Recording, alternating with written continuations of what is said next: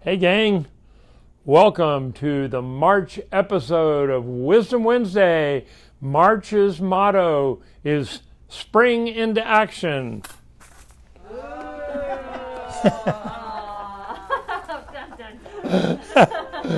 So we're going to have a little fun with springing into action. My beautiful dental assistants, Jenny and Ashley, were here as props for this week, and not sure that they'll be back next week after. We want better tricks. Thank y'all. Better tricks next week. Oh, the pressure's already on. But here we are with one of my favorite toys when I was a kid, and we didn't even have a stairwell in my house. It was all one story, but I had to have a slinky. So we learned to let the attic wooden ladder down, and the slinky would miss those. So I'd go to friends' houses because everybody had to have a slinky back in the 60s.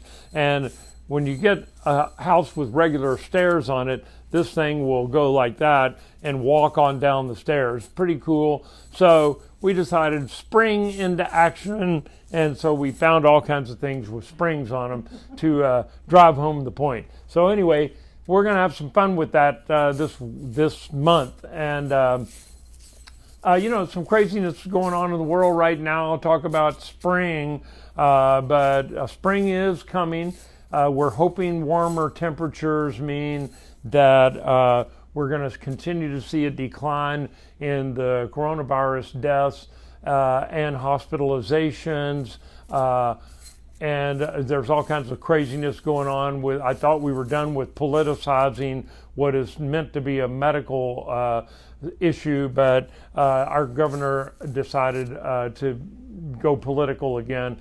So everybody's got their own opinions about that, and we're not going to go there on Wisdom Wednesday. We prefer to stick with science and cool tricks. So anyway, we're going to talk about gum health today and Oral-B's and Sonicaires, because why is an ultrasonic toothbrush better than a manual toothbrush? Well, as early as dental schools back 20 years ago were doing studies on this, actually trying to prove just the opposite, that you could do just as good a job with a manual toothbrush as you could with a sonic toothbrush, so you didn't need a $100 toothbrush. What they found instead, starting 20 years ago, and the study's been duplicated every which variable you can do it, every which way, and they found that if they took a group of 20 people or more and gave them a Sonicare or an Oral-B and sent them home with absolutely no instructions, just said, here, take it out of the box, charge it up, and use this, come back in 2 weeks. They took the other 20 people and used as a control group and did what we did in dental school. They put them through a whole 2 week, come in every day, we'll show you how to brush, we'll show you how to floss, and they gave them meticulous instructions. They gave them the little dye tablets that you chew up, disclosing tablets, to show them where they were missing when they were brushing. And after 2 weeks, the people that came back that had actually taken it out of the box, plugged it in, charged it up, and used the ultrasonic toothbrush across the board had healthier mouths than the people who got all the instruction but were still using a manual toothbrush. Why? Well, both the Oral-B and the Sonicare are the only ones that are FDA or ADA, American Dental Association approved, as having the ultrasonic capability to break up plaque, because they vibrate at such a high ultrasonic rate that they actually mechanically and through sound waves break up the bacterial plaque that builds up on your teeth, what we now call biofilm. You don't hear too many dentists using the word plaque anymore. We like plaques on our wall saying how great we are, but we use the word biofilm now because that's more descriptive of what exactly is going on. It's this sticky substance that builds up on the outside of your teeth. And those sonic toothbrushes send ultrasonic waves into that biofilm and cause it to disperse so that the bacteria can't do their sticky mess and form on the outside of your teeth.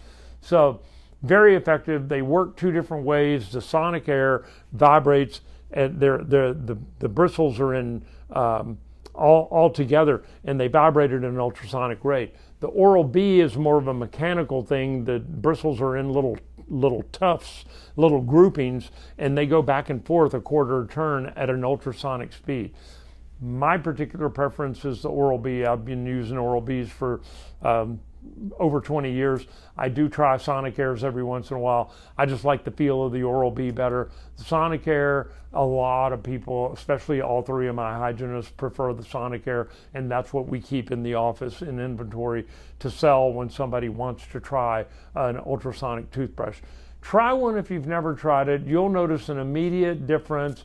There's not much of a learning curve, 10, 15 seconds, and you just move it around your mouth and it does all the work for you. Why is this important? Well, especially since every dental office in the country was shut down for at least 2 months last March and April, people missed cleanings. And then on top of that, people were afraid to come back out into public and except to Costco, but they were worried about coming into dental and medical offices, and so they skipped cleaning. Some people we're just now seeing a year into this that are just now getting their teeth cleaned. Almost all of them have some bleeding gums because you throw on top of that a huge amount of stress and sitting at home eating all day and changing your daily habits. So most people missing that morning brushing session because they weren't having to go to work, they were working from home. All those things combined mean we're seeing a lot more people with fairly minor gum disease, with a little gingivitis, what we call it, where the gums are just bleeding a little bit. But that's important because now, a year later, they're starting to do studies, especially over in Europe, where it's a year and a half into the coronavirus being first discovered and talked about, and especially in Italy, where they've got a nationalized healthcare plan, and the average Italian does not have what we would consider in America the greatest dental health, because all the dentists are paid by the government.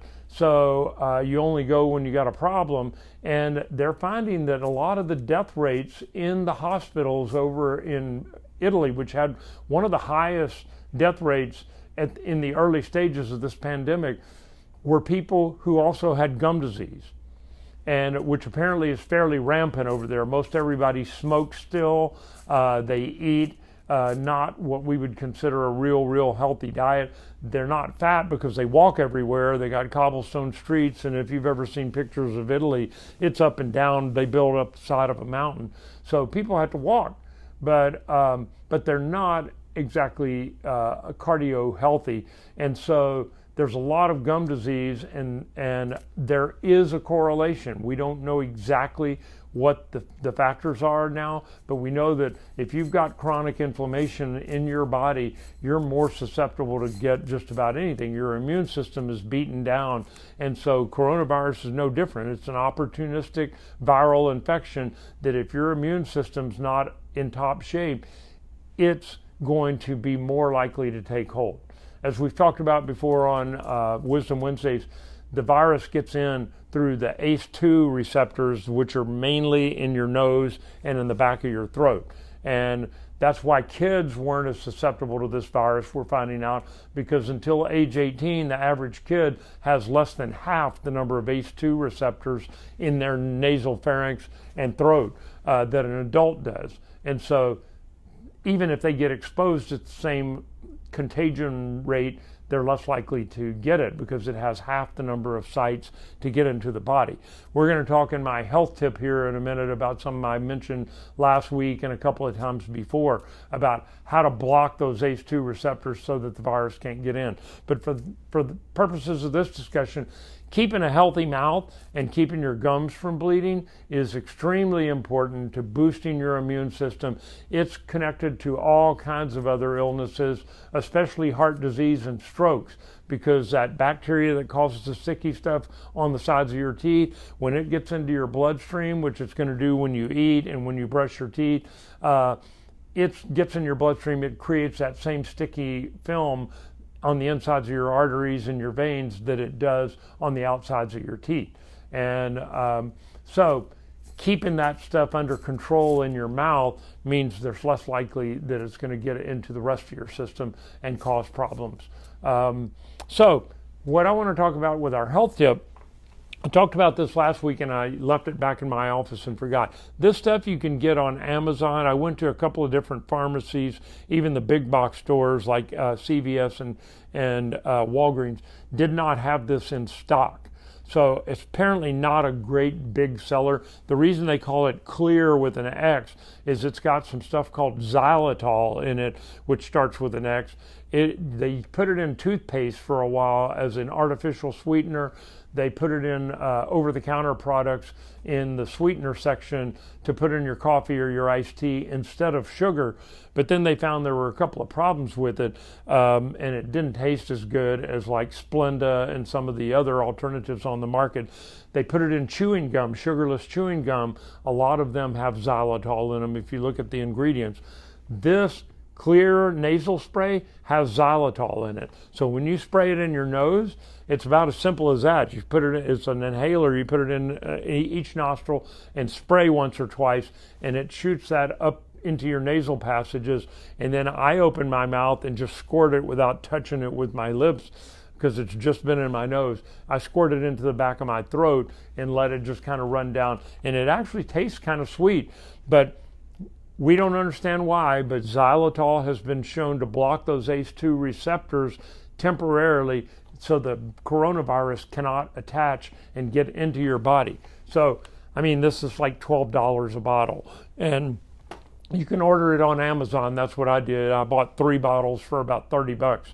And so it's worth a try if you want to do everything you can to boost your immune system and protect your body from this virus, because it is still around. The numbers are going down, but we're down to about the numbers that we were in mid-July. So it's not gone yet. So take care of yourself out there. Remember vitamin C and vitamin D. I've been taking them every day for over a year now. Vitamin C for 20 years. But I added vitamin D when I found out that this coronavirus, how it reacts and it looks for people with weak immune systems. And vitamin D has been proven to boost your immune system. So Vicki wants to know, how often do you use the spray, doctor?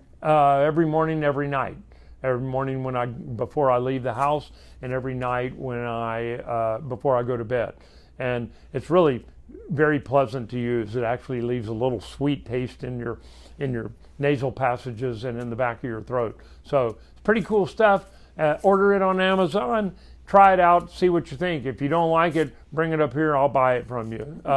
So let's spring into action with some xylitol nasal spray, and take care of yourself out there. Stay safe, and let's have a fun spring. And I'll see you next week for another episode of Wisdom Wednesday.